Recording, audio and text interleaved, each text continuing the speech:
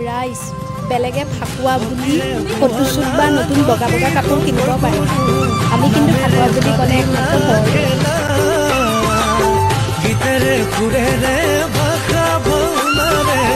জাতিৰ প্ৰাণ প্ৰতিষ্ঠা কৰিলা